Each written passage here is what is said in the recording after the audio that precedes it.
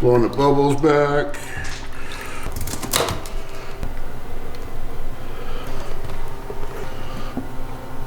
Don't see any bubbles in this one. But you've been at this. You pretty much grew up doing this. Yeah, since I was 14 years old, actually. Wow.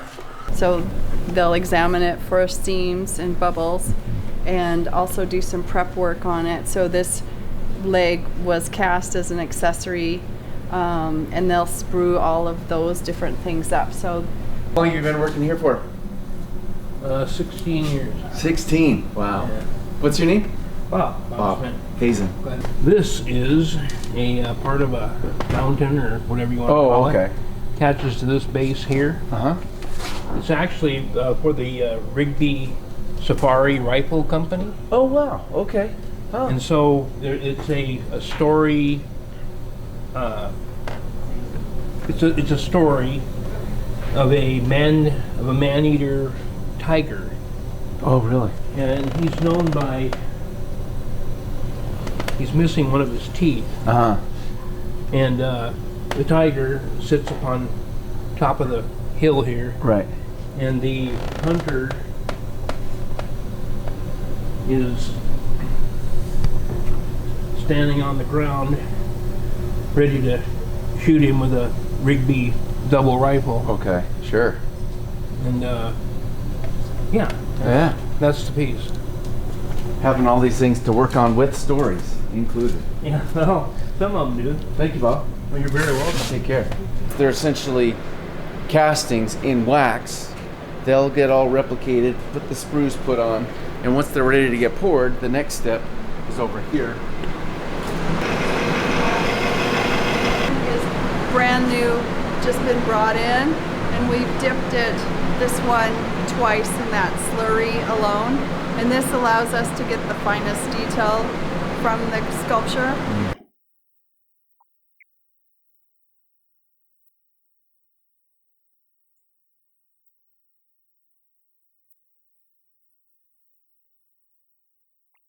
This would be one of the first steps.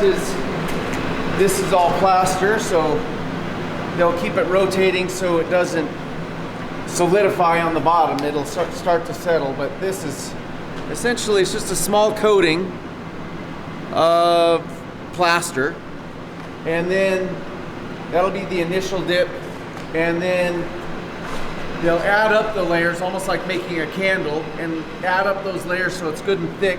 And as the layers get thicker, they're gonna incorporate sand into that. So they'll dip that, they'll wrap it with sand, and all these layers will get stronger with different layers of sand. So it starts from really fine sand, medium sand, and then this really thick, groggy sand. And by the time you get a good thick layer of plaster and sand and it dries, it'll be put into the oven, and that's where the wax will melt, and then all the excess will evaporate, and then it'll be ready to be turned upside down, and then we pour molten bronze into that. This is all plaster, so they'll keep it rotating so it doesn't solidify on the bottom. It'll start to settle, but this is essentially, it's just a small coating of plaster, and then that'll be the initial dip, and then they'll add up the layers, almost like making a candle, and add up those layers so it's good and thick. And as the layers get thicker, they're gonna incorporate sand into that. So they'll dip that, they'll wrap it with sand, and all these layers will get stronger with different layers of sand. So it starts from really fine sand, medium sand, and then this really thick, groggy sand. And by the time you get a good thick layer of plaster and sand and it dries, it'll be put into the oven, and that's where the wax will melt, and then all the excess will evaporate, and then it'll be ready to be turned upside down, and then we pour molten bronze into that. This is wax. Once this gets taken into the oven, all this wax will melt, be poured out, and then the rest of it will essentially vaporize because they're going to be putting this in a big kiln. And so even though that looks like a big blob, what's under there is a very intricate sculpture. I couldn't tell you what that is right there, but it's got all the, well, it's a bird actually, it's a quail, and it's got all of the details of all the feathers and all the eyes and all the eyelids and everything. So that's deep inside of this plaster mold here. So this is what is called the investment shell. You can see this is where the wax was. This is all covered with wax. It's been taken into the kiln. All that wax has been removed or vaporized out. And this is the void. And this right here is essentially where that metal will be poured into. And all those, you can remember the red sprues that were attached to the brown wax figures and the wax sculptures. Those red sprues, those are all right there. So that's where the metal is going to go down and flow into and then fill up the rest of the sculpture that's here. And then that will also be where those sprues are. That'll be metal, so that'll have to be cut off and then further sculpted and refined so it doesn't look like any of that sprue was ever there.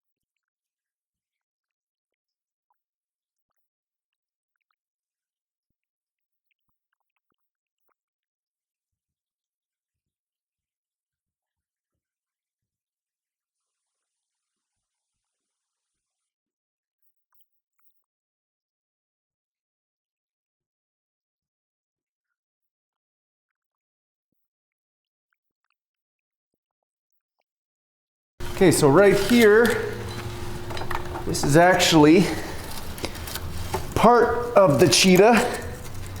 Not the whole thing yet. Still very hot, too hot to touch with bare skin.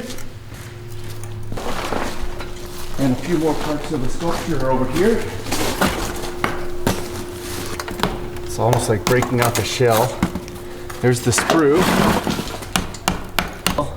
The little tip of the tail was cast separately because it was too intricate.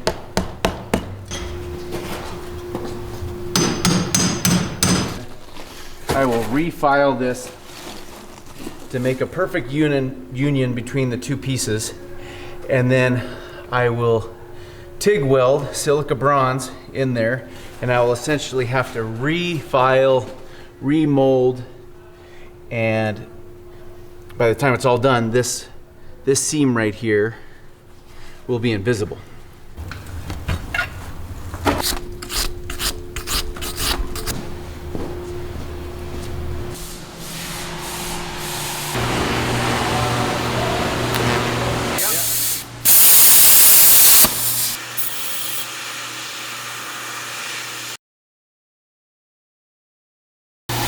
This is just all the pieces. Bit more work to be done. Right into there, you can see the grind marks. We got this guy right here.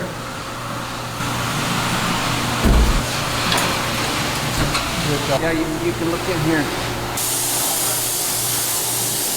So this is Griff, and Griff is he's the master at doing all these patinas and putting the final touches on it. I don't know about that. Well, you leave it to the master, because what a lot of people don't understand is they think that they paint it for the final surface and the final presentation of it. But really, and if you want to do it traditionally, you take these, and since bronze has copper in it and it's very reactive, you're taking different chemicals, which is Griff's expertise. He knows the different chemicals that react with the silica bronze, so react with the coppers and things like that, and you're actually getting a chemical reaction of colors, not just painting paints. And so understanding that chemistry and what temperatures to put these patinas on and how they're going to oxidize in the air is, well, that's the reason why he's the boss of this room. Like, do you want him to be brighter? No, than I don't this? want it to be Do a you want sharp it to be contrast. about the same? Yeah. Just kind of that modeling everywhere? About the same, yeah. Okay. Yeah.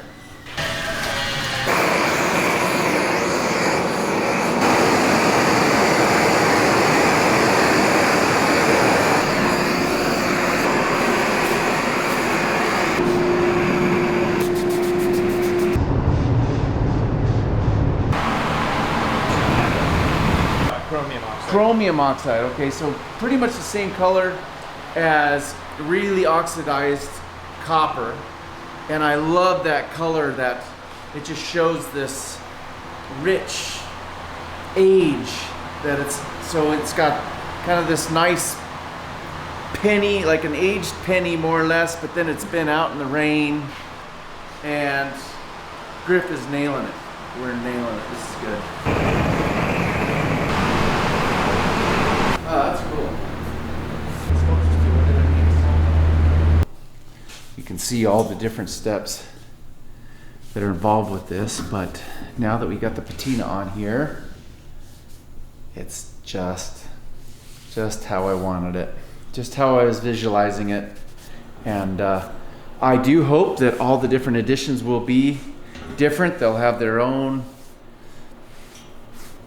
each collector will have their own piece. But for this one with its first patina on it, it has a really nice look.